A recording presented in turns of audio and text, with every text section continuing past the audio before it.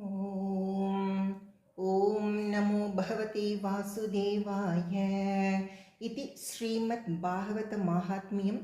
ஆறாவது அத்தியாயம். சப்தாக வேள்வியின் விதிமுறைகள். குமாரா ஊச்சுஹு அத தே சம்பிரவக்ஷ்யாமஹ சப்தாக ஸ்ரவணே விதிம் சகாயைர்வசுபிஷ்சைவ प्राय साध्यो विधि स्मृतः दैवज्ञं तु समाहूय मुहूर्तं पृच्छ्य यत्नतः विवाहे यादृशं वित्तं तादृशं परिकल्पयेत् नभस्याश्विनोर्जौ च मार्गशीर्षः शुचिर्नभाः एते मासाः कथारम्भे श्रोतॄणां मोक्षसूचकाः मासानां विप्रहेयानि तानि त्याज्यानि सर्वथा सहायाश्चेतरे तत्र कर्तव्याः सोऽध्यमाश्च ये देशे देशे तथा सेयं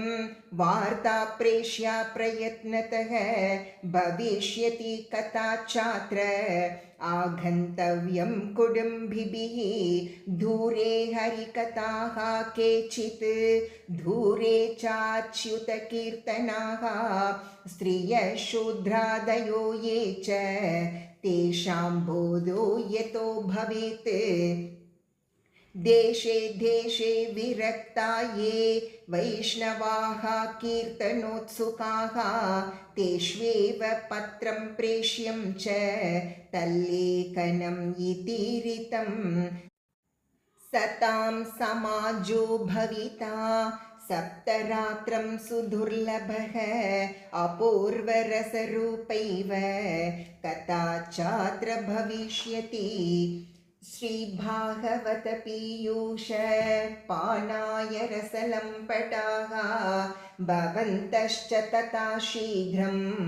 आयात प्रेम तत्पराः नावकाशः कदाचित् चेत् दिनमात्रं तथापि तु सर्वथा आगमनं कार्यं क्षणोत्रैव सुदुर्लभः एवमाकारणं तेषां कर्तव्यं विनयेन च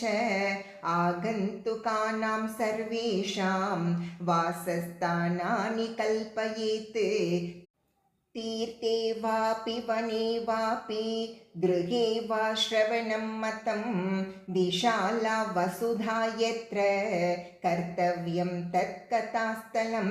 शोधनं मार्जनं भूमेः लेपनं धातुमण्डनं गृहोपस्करमुद्धृत्य गृहकोणे निवेशयेत् अर्वाक् पञ्चाहतो यत्नाद् आस्तीर्णानि प्रमीलयेत् कर्तव्यो मण्डपः प्रोच्चैः कदलीकण्ठमण्डितः फलपुष्पदलैर्विश्वघ वितानेन विराजितः चतुर्दिक्षु ध्वजारोपो बहुसम्पद्विराजितः ऊर्ध्वं सप्तैव लोकाश्च कल्पनीयाः सविस्तरं तेषु विप्रा विरक्ताश्च स्थापनीयाः प्रबोध्य च पूर्वं तेषामासनानि कर्तव्यानि यतोत्तरं वक्तुश्चापि तथा दिव्यम् आसनं परिकल्पयेत् ऊर्ध्वमुखो भवेद्वक्ता श्रोता वै प्राङ्मुखस्तथा प्राङ्मुखश्चेद् भवेद्वक्ता श्रोता चोदङ्मुखस्तथा अथवा पूर्वदिग्नेया पूज्य पूजकमध्यतः श्रोतॄणामागमी प्रोक्ता देशकालादिको विदैः विरक्तो वैष्णवो विप्रो वेदशास्त्रविशुद्धिकृते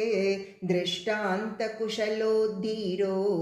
वक्ता कार्योऽति निःस्पृहः अनेकधर्मविभ्रान्ताः स्त्रैणाः पाखण्डवादिनः शुकशास्त्रकथोच्चारे त्याज्यास्ते यदि पण्डिताः वक्तुः पार्श्वे सहायार्थम् अन्यः स्थाप्यस्तथाविधः पण्डितः संशयच्चेता लोकबोधनतत्परः वक्त्राक्षौरं प्रकर्तव्यं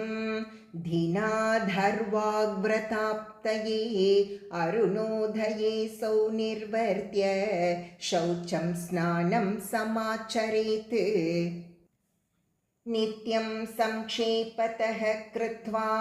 सन्ध्याध्यं स्वं प्रयत्नतः कथा विघ्नविघाधाय घननाथं प्रपूजयेत् पितॄन् सन्तर्प्य शुद्ध्यर्थं प्रायश्चित्तं समाचरेत् मण्डलं च प्रकर्तव्यं तत्र स्थाप्यो हरिस्तथा कृष्णमुद्दिश्य मन्त्रेण चरेत् पूजा विधिं क्रमात् प्रदक्षिणनमस्कारान् पूजान्ते स्तुतिमाचरेत् संसारसागरे मग्नं दीनं मां करुणानिधे कर्ममोहगृहीताङ्गं मामुद्धर भवार्णवात् श्रीमद्भागवतस्यापि ततः पूजा प्रयत्नतः कर्तव्या विधिना प्रीत्या धूपदीपसमन्विता ततस्तु श्रीफलं धृत्वा नमस्कारं समाचरेत् स्तुतिः प्रसन्नचित्तेन कर्तव्या केवलं तथा श्रीमद्भागवताख्योऽयं प्रत्यक्षः कृष्ण एव हि स्वीकृतोऽसि मया नाथ मुक्त्यर्थं भवसागरे मनोरथो मदीयोऽयं सफलः सर्वथा त्वया निर्विघ्नेनैव कर्तव्यो दासोऽहं तव केशव एवं दीनवचः प्रोच्य वक्तारं चात पूजयेत् सम्भूष्य वस्त्रभूषाभिः पूजान्ते तं च संस्तवेत् शुकरूपप्रबोधज्ञ सर्वशास्त्रविशारद एतत् कथाप्रकाशेन मदज्ञानं विनाशय तदग्रे नियमः पश्चात् कर्तव्यश्रेयसे मुदा सप्तरात्रं यथा शक्या धारणीयः स एव हि वर्णं पञ्चविप्राणां कथाभङ्गनिवृत्तये कर्तव्यं तैर्हरिर्जाप्यं द्वादशाक्षरविद्यया ब्राह्मणान् वैष्णवांश्चान्यान् तथा कीर्तनकारिणः नत्वा सम्पूज्य तद्धाज्ञः स्वयमासनमाविशेत् लोकवित्तधनाघार पुत्रचिन्तां युधस्य च कथाचित्तः शुद्धमतिः स लभेत् फलमुत्तमम् आसूर्योदयमारभ्य सार्धत्रिप्रहरान्तकं वाचनीया कथा सम्यग् धीरकण्ठं सुधीमता कथाविरामः कर्तव्यो मध्याह्ने घटिकाद्वयं तत्कथामनुकार्यं वै कीर्तनं वैष्णवैस्तथा मलमूत्रजयार्थं हि लघ्वाहारः सुखावहः हविष्यान्येन कर्तव्यो एकवारं कथार्थिना उपोष्य सप्तरात्रं वै शक्तिश्चेत् शृणुयात् तथा कृतपानं पयःपानं कृत्वा वै शृणुयात् सुखं फलाहारेण वा भाव्यम् एकभुक्तेन वा पुनः सुखसाध्यं भवेद्यत्तु कर्तव्यं श्रवणाय तत् भोजनं तु वरं मन्ये कथाश्रवणकारकं नोपवासो वरः प्रोक्तः कथा विघ्नकरो यदि सप्ताहव्रतीनां पुंसां नियमान् शृणु नारद विष्णुदीक्षाविहीनानां नाधिकारः कथाश्रवे ब्रह्मचर्यमधः सुक्तिः पत्रावल्यां च भोजनं कथासमाप्तौ भुक्तिं च कुर्यान्नित्यं कथाव्रती द्विदलं मधुतैलं च गरिष्ठानं तथैव च भावदुष्टं पर्युषितं जग्यान्नित्यं कथाव्रती कामं क्रोधं मदं मानं मत्सरं लोभम् एव च दम्भं मोहं तथा द्वेषं धूरये च कथाव्रती वेदवैष्णवविप्राणां गुरुगोव्रतीनां तथा स्त्रीराजमहतां निन्दां वर्जयेत्यः कथाव्रती रजस्वलान्त्यजम्ले च पतितव्रात्यकैस्तथा द्विजद्विड्वेदबाह्यैश्च